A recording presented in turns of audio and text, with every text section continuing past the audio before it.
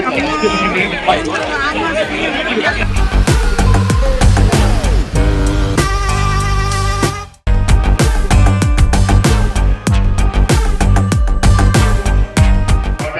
கட்சி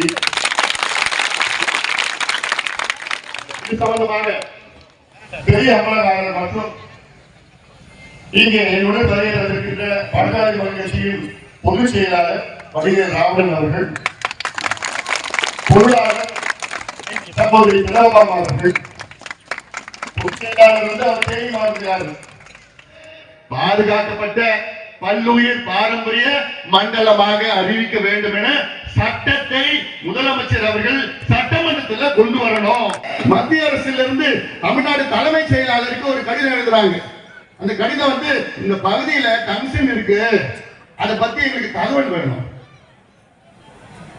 அத்தனை தகவலும் தமிழ்நாடு அரசு மத்திய அரசுக்கு கொடுத்திருக்காங்க. அப்ப கூட தமிழ்நாடு அரசுல இது வேண்டாம் சொல்லல. சுரங்கத்தை நாங்கள் எதிர்ப்போம்.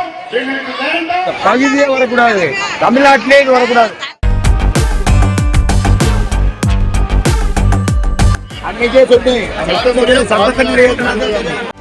செய்திகளை உடனுக்குடனும் துல்லியமாகவும் தெரிந்து கொள்ள சப்ஸ்கிரைப் பண்ணுங்க.